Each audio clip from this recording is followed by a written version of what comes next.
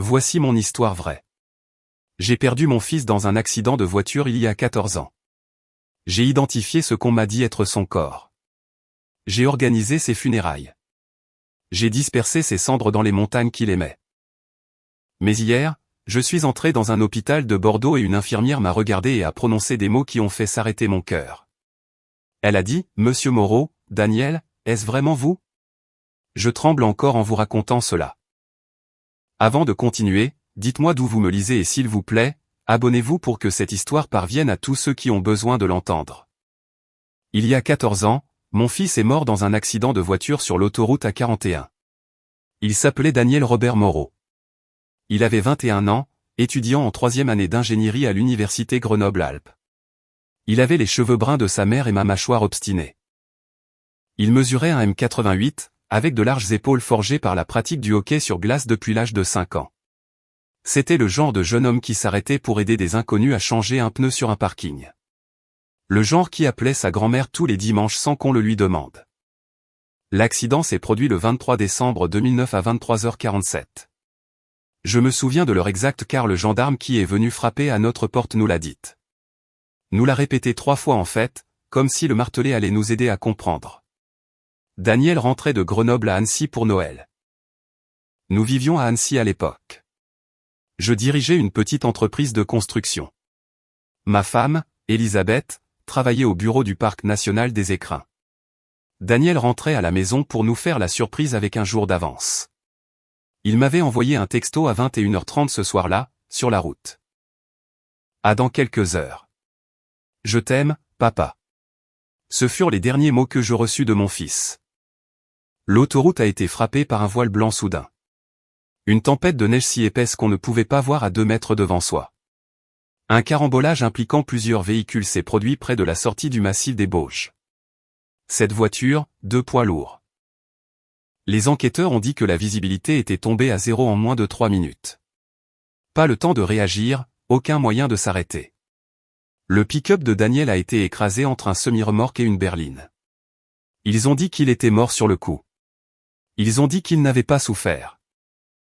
Je me suis accroché à ce détail pendant des années. L'idée que mon garçon n'avait pas souffert, qu'il n'avait pas eu le temps d'avoir peur. La gendarmerie nous a appelés à 1h23 du matin le 24 décembre, la veille de Noël. J'étais réveillé, en train d'emballer des cadeaux. Elisabeth s'était couchée tôt. Quand le téléphone a sonné si tard, j'ai su. Les parents savent toujours. Un instinct au plus profond de vos os vous dit quand votre enfant n'est plus là. La voix du gendarme était professionnelle mais douce. Il y avait eu un accident. Plusieurs victimes. Je devais me rendre au CHU à Grenoble pour faire une identification. J'ai réveillé Elisabeth. Elle a regardé mon visage et s'est mise à hurler avant même que je ne prononce un mot. Nous avons conduit jusqu'à Grenoble en silence. 2h30 à travers cette même neige qui avait tué notre fils. J'ai roulé à 60 km/h tout le trajet, les mains serrant le volant si fort que mes jointures en étaient blanches. Elisabeth était assise à côté de moi, pleurant sans faire un bruit. Juste des larmes coulant sur son visage à la lumière du tableau de bord. Ils nous ont emmenés dans une chambre à l'hôpital. Des murs blancs, des néons qui bourdonnaient. Un inspecteur et une personne du service d'aide aux victimes nous attendaient. Ils nous ont préparés. Ils ont dit que les blessures étaient graves. Ils ont dit que l'identification avait été faite grâce aux effets personnels et à un examen préliminaire. Une montre que Daniel portait toujours. Ma montre. En fait, je la lui avais offerte quand il avait intégré l'équipe de hockey de l'université à 18 ans. Elle était gravée au dos, à Daniel. Tente ta chance. Papa, 2006. Ils nous ont demandé si nous voulions le voir. Elisabeth n'a pas pu. Elle s'est effondrée sur une chaise et n'a cessé de secouer la tête. Alors, j'y suis allé seul. Ils ont tiré un drap blanc. Ce que j'ai vu ne ressemblait pas à Daniel. Le traumatisme était trop grave. Mais la montre était à son poignet. Rayée. Le verre fissuré, mais indéniable. Cette montre avait une marque distinctive. Une petite bosse sur le boîtier, due au moment où Daniel avait bloqué un tir frappé pendant un match de séries éliminatoires. Le palais avait heurté son poignet, bosselé la montre, mais il avait joué le reste de la période. Il était si fier de cette bosse, il disait que ça prouvait qu'il était un dur à cuire. Le corps portait les vêtements de Daniel, sa veste d'ingénierie de l'université Grenoble-Alpes, son jean, ses bottes. L'inspecteur m'a montré un portefeuille récupéré sur les lieux, avec le permis de conduire de Daniel à l'intérieur, sa carte d'étudiant, une photo de notre famille datant de l'été précédent. Ils m'ont demandé si c'était mon fils. J'ai regardé la montre. J'ai regardé les vêtements. J'ai regardé ce qu'il restait du visage d'un jeune homme et j'ai essayé de voir mon garçon. Le médecin légiste a dit que les dossiers dentaires confirmeraient l'identité, mais que tout indiquait qu'il s'agissait de Daniel Robert Moreau. J'ai dit, oui, j'identifie le corps de mon fils. Et à cet instant, quelque chose en moi est mort aussi. Nous avons organisé les funérailles le 30 décembre 2009. Elisabeth voulait attendre après Noël, mais je ne pouvais pas. Je ne pouvais pas rester assis dans notre maison avec des cadeaux sous le sapin destinés à un fils mort. Nous l'avons enterré où ce que nous pensions être lui par une matinée grise avec de la neige qui tombait. Plus de 300 personnes sont venues. Ses coéquipiers de hockey, ses camarades de classe en ingénierie, ses professeurs, les enfants qu'il avait encadrés à la maison des jeunes et de la culture. Tout le monde avait une histoire sur Daniel, comment il les avait aidés, comment il les avait fait rire, comment il avait cru en eux quand personne d'autre ne le faisait. Je me suis tenu à l'avant de l'église et je n'ai pas pu parler.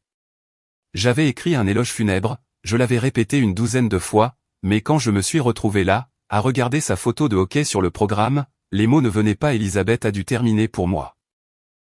Elle a parlé à tout le monde du garçon qui avait appris à patiner à 3 ans, qui lisait des manuels d'ingénierie pour s'amuser à 15 ans, qui voulait concevoir des ponts qui dureraient 100 ans. Nous l'avons incinéré 3 jours plus tard. Les cendres pesaient moins que je ne le pensais.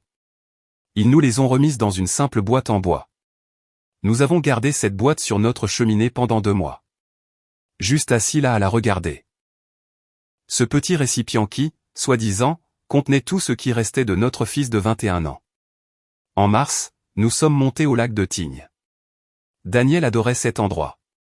Chaque hiver, nous allions y patiner sur le lac gelé. Les montagnes se reflétaient dans la glace comme un miroir.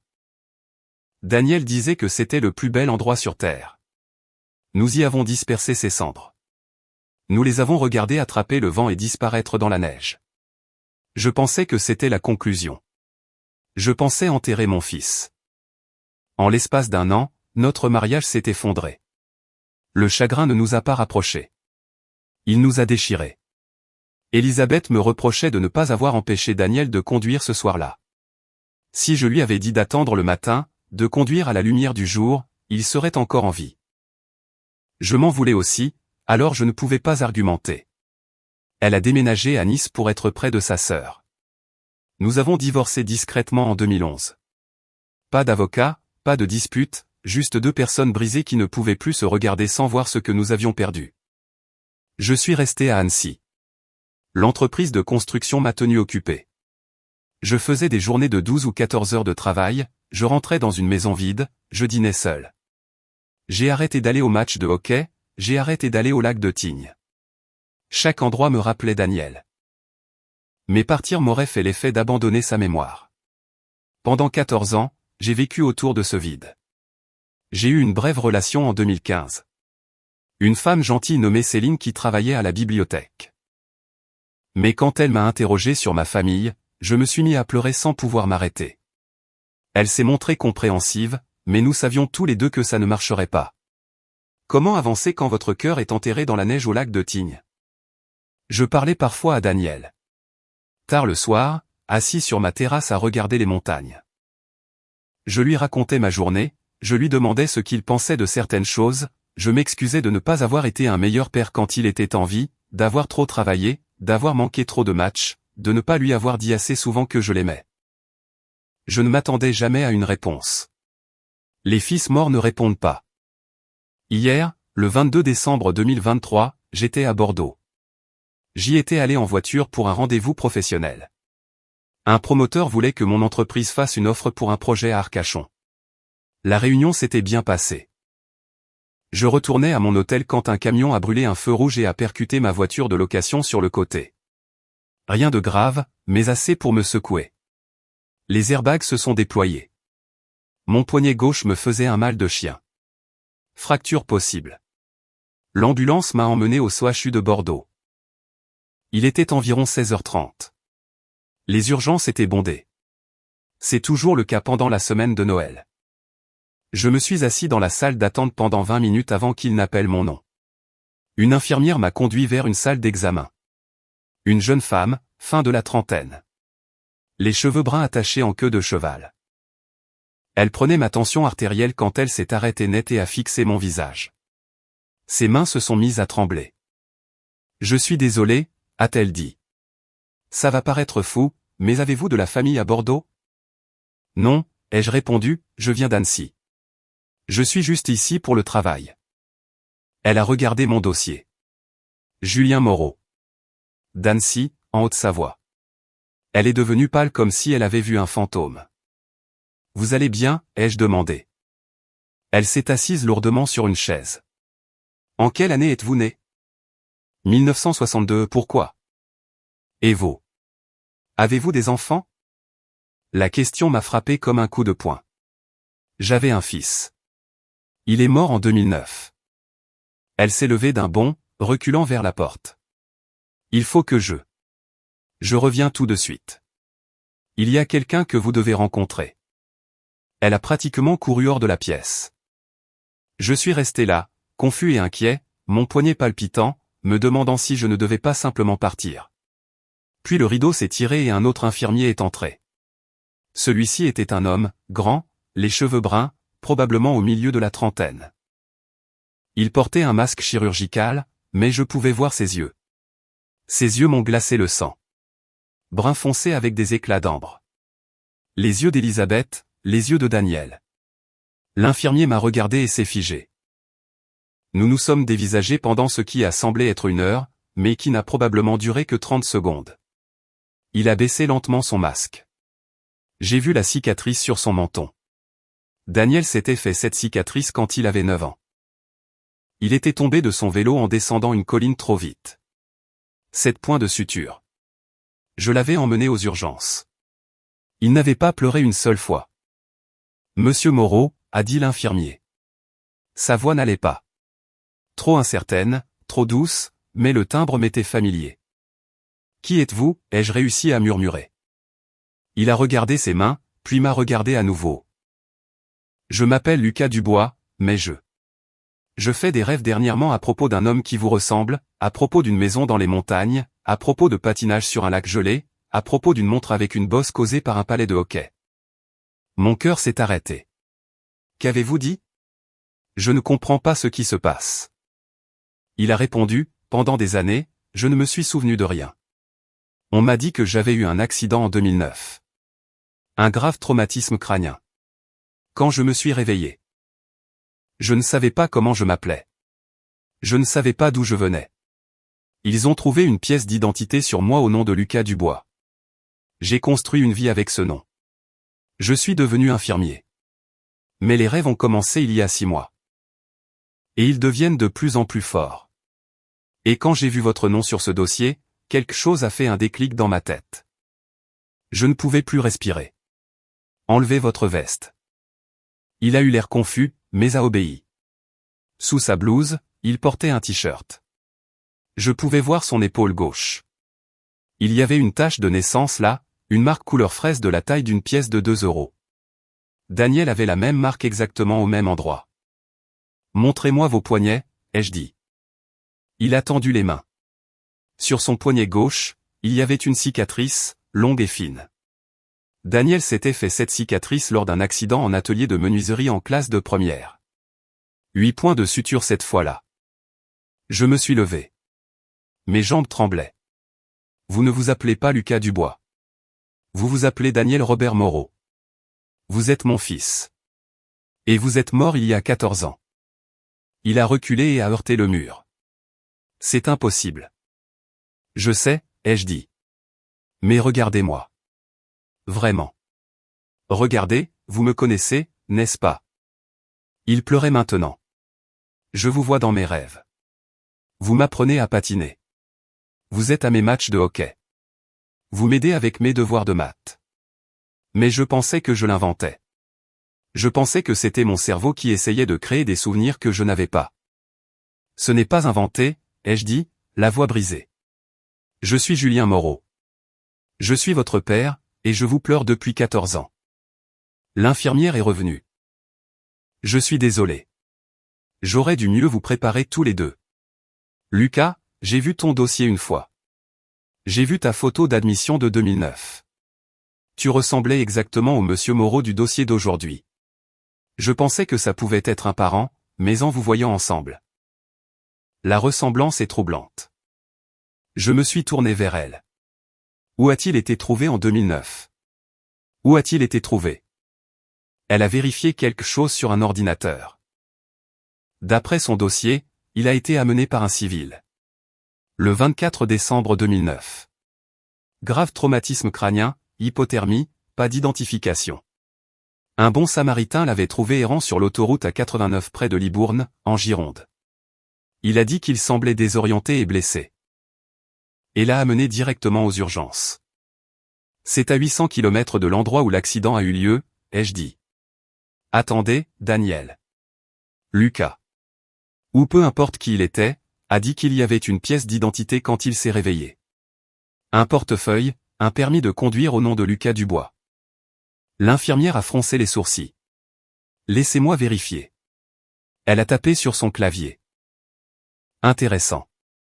Le portefeuille faisait partie de vos effets personnels, mais selon les notes, il n'a pas été trouvé sur vous. Le bon samaritain qui vous a amené a dit qu'il l'avait trouvé sur les lieux où il vous avait récupéré. On a présumé qu'il vous appartenait. Je me suis agrippé au bord du lit pour me stabiliser. Le portefeuille de quelqu'un d'autre, l'identité de quelqu'un d'autre. Mais tu portes le visage de mon fils. Tu as ses cicatrices, sa tache de naissance, ses yeux. J'ai besoin de voir des preuves, a-t-il dit. J'en ai besoin. C'est de la folie. As-tu encore la montre, ai-je demandé. Quelle montre? La montre avec la bosse. Celle de ton rêve.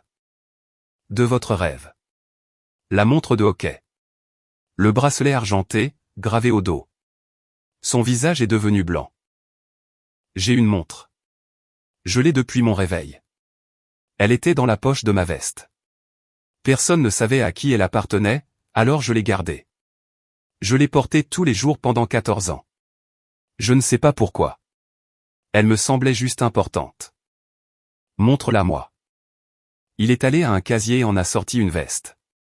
De la poche, il a tiré une montre, bracelet argenté, boîtier bosselé.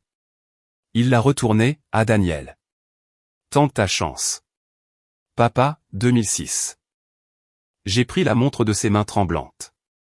C'était la montre que j'avais offerte à mon fils. La montre qui était censée être sur le corps que nous avions identifié. Le corps que nous avions enterré. Les cendres que nous avions dispersées. Comment est-ce possible, ai-je chuchoté. L'infirmière a pris la parole. Si vous voulez des réponses, vous devriez contacter la gendarmerie. S'il y a eu une erreur d'identification, surtout impliquant un décès, ils devront enquêter. J'ai appelé la gendarmerie depuis l'hôpital, j'ai expliqué la situation à une enquêtrice nommée inspectrice Sarah Lefebvre. Elle a eu l'air sceptique au début. Je l'entendais dans sa voix. Mais quand je lui ai donné le numéro de dossier de 2009 et que je lui ai expliqué pour la montre, pour les cicatrices, pour la coïncidence impossible, elle a accepté de nous rencontrer. Nous sommes allés à la brigade de gendarmerie de Bordeaux. Daniel et je ne pouvais m'empêcher de l'appeler Daniel, même s'il disait s'appeler Lucas m'a accompagné. Il avait fini son service et s'était changé en civil, un jean et un sweat à capuche. Il ressemblait tellement à mon fils à 21 ans que ça me faisait mal de le regarder. L'inspectrice Lefebvre avait la quarantaine, le regard vif, méthodique. Elle a pris nos dépositions séparément, puis ensemble. Elle a examiné la montre. Elle a regardé les photos de Daniel à différents âges que j'avais sur mon téléphone. Elle a regardé le visage de Lucas et comparé les traits. La ressemblance est remarquable, a-t-elle admis. Mais nous aurons besoin d'un test ADN pour confirmer quoi que ce soit, monsieur Dubois. Êtes-vous prêt à fournir un échantillon? Oui, a dit Daniel immédiatement. J'ai besoin de savoir qui je suis. Monsieur Moreau, nous aurons besoin d'un échantillon de votre part également, et si possible, de votre ex-femme. J'ai appelé Elisabeth pour la première fois en 3 ans. Elle a répondu à la 7e sonnerie, la voilasse. Quand je lui ai raconté ce qui s'était passé, elle est restée silencieuse. Si longtemps que j'ai cru que l'appel avait été coupé. Elisabeth. Ce n'est pas drôle, Julien. Je ne plaisante pas. Je suis dans un poste de gendarmerie à Bordeaux avec un homme qui pourrait être notre fils. Notre fils est mort. Peut-être pas. Peut-être que nous nous sommes trompés. Elle a commencé à pleurer à chaudes larmes, octant de sanglots. Ne me fais pas ça. S'il te plaît, ne me donne pas d'espoir pour me l'enlever à nouveau. Prends le prochain vol pour Bordeaux, ai-je dit. Viens voir par toi-même. Elle était dans un avion 4 heures plus tard. Le test ADN a pris 3 jours. 3 jours passés avec Daniel assis dans des cafés à discuter. 3 jours où il m'a raconté la vie qu'il avait construite en tant que Lucas Dubois. Comment il avait fait l'école d'infirmier sans aucun souvenir d'une quelconque scolarité avant 2009. Comment il avait gravi les échelons en médecine d'urgence. Comment il avait épousé une femme nommée Camille en 2015. Comment ils avaient eu 2 enfants, un garçon et une fille, de 5 et 7 ans. J'ai une famille, a-t-il dit. Des enfants qui m'appellent papa. Une femme qui me connaît sous le nom de Lucas. Si je suis vraiment Daniel, qu'est-ce que ça signifie pour eux? Ça signifie que tu es les deux, ai-je répondu. L'homme que tu es devenu et le garçon que tu étais. Les deux sont réels. Elisabeth est arrivée le 2e jour. Quand elle a vu Daniel dans le hall de l'hôtel, elle s'est effondrée. Elle est simplement tombée à genoux, juste là, devant la réception. Daniel l'a rattrapée avant qu'elle ne touche le sol, et l'a serrée dans ses bras pendant qu'elle sanglotait contre sa poitrine. Tu as les yeux de ma mère, n'arrêtait-elle pas de dire. Tu as les yeux de ma mère. Les résultats ADN sont arrivés le 27 décembre. L'inspectrice Lefebvre nous a convoqués au poste. Nous nous sommes assis dans une salle de conférence, moi, Elisabeth, et Daniel. Lucas. Notre fils, qui n'était pas censé exister. Les résultats sont formels, a déclaré l'inspectrice Lefebvre. Lucas Dubois est biologiquement Daniel Robert Moreau. La correspondance ADN avec les 2 parents est de 99,99%. Il n'y a aucun doute. Elisabeth a recommencé à pleurer. Je suis resté assis là, engourdi. Daniel s'est pris la tête entre les mains. Comment est-ce possible, ai-je demandé. Nous avons identifié un corps. Nous avons fait des funérailles. Nous avons dispersé des cendres. C'est ce sur quoi nous devons enquêter, a répondu l'inspectrice Lefebvre. J'ai rouvert le dossier de 2009. J'ai demandé les rapports originaux de l'accident, les dossiers du médecin légiste, tout. Si le corps que vous avez identifié n'était pas celui de votre fils, nous devons savoir de qui il s'agissait. Il a fallu 2 semaines pour que l'enquête complète aboutisse. Ce qu'ils ont découvert était une tragédie d'erreur et l'histoire d'un jeune homme passé à travers les mailles de chaque filet du système. Le corps que nous avions identifié en 2009 était celui d'un homme de 22 ans nommé Marc Dubois. Il était le frère aîné de Lucas Dubois. Marc avait rompu tout lien avec sa famille, lutté contre la toxicomanie et vivait dans la rue à Grenoble. Il avait lui aussi été pris dans l'accident, conduisant une berline qui s'était retrouvée coincée dans le carambolage. Il était mort sur le coup, tout comme il l'avait dit. Les véhicules de Marc et de Daniel avaient été écrasés l'un contre l'autre. Dans le chaos de la scène, au milieu des bourrasques de neige et du carnage, les objets des 2 véhicules se sont mélangés. Le portefeuille de Marc s'est retrouvé dans la carcasse du pick-up de Daniel. La veste de Daniel s'est retrouvée en partie dans le véhicule de Marc, et la montre, ma montre que j'avais offerte à Daniel, a été trouvée près du corps de Marc. L'identification initiale s'était basée sur la montre, la veste, et un contrôle visuel préliminaire. Le médecin légiste avait demandé des dossiers dentaires pour confirmer, mais il y avait eu une erreur catastrophique dans le système de classement. Les dossiers dentaires envoyés appartenaient à Marc Dubois, pas à Daniel Moreau. Personne n'a remarqué l'erreur. Marc et Daniel avaient des carrures similaires, des teints similaires. Dans l'état où se trouvaient les corps, une confirmation visuelle était presque impossible. Le corps de Daniel n'avait jamais été dans cet hôpital. Daniel avait été éjecté de son véhicule sous le choc. Il avait atterri dans un banc de neige à 30 mètres du crash. Gravement blessé, en hypothermie, souffrant d'un traumatisme crânien massif. Dans la confusion et la tempête, personne ne l'a vu. Les premiers secours se sont concentrés sur le carambolage sur l'autoroute. Des heures plus tard, après que la tempête se soit dissipée, un homme nommé Bernard Leroy rentrait de Libourne vers Bordeaux. Il a vu quelqu'un tituber sur le bord de l'autoroute, couvert de neige, le visage en sang. Désorienté. Bernard s'est arrêté, a fait monter Daniel dans son véhicule et l'a conduit directement au CHU de Bordeaux, pensant qu'il avait eu un accident séparé ou qu'il avait été victime d'une agression. Daniel n'avait aucune pièce d'identité sur lui. Tout avait été perdu dans l'accident. Il était inconscient lorsqu'ils ont atteint l'hôpital. Lésion cérébrale traumatique grave. Les médecins ne pensaient pas qu'il survivrait à la nuit, mais il l'a fait. Il s'est réveillé 4 semaines plus tard sans aucun souvenir de qui il était, d'où il venait ou de ce qui s'était passé. L'hôpital a essayé de retrouver son identité, mais sans papier, sans signalement de personne disparue correspondant à son profil parce que nous le croyions mort, ils ont fait chou blanc. Le portefeuille que Bernard Leroy avait trouvé près de l'endroit où il avait récupéré Daniel appartenait à Marc Dubois. Bernard pensait que c'était celui de Daniel, alors c'est le nom qu'ils ont utilisé.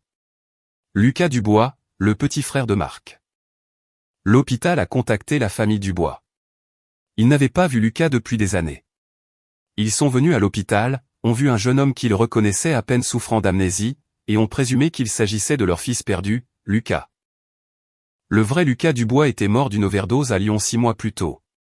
Sa famille ne le savait pas. Ils étaient brouillés.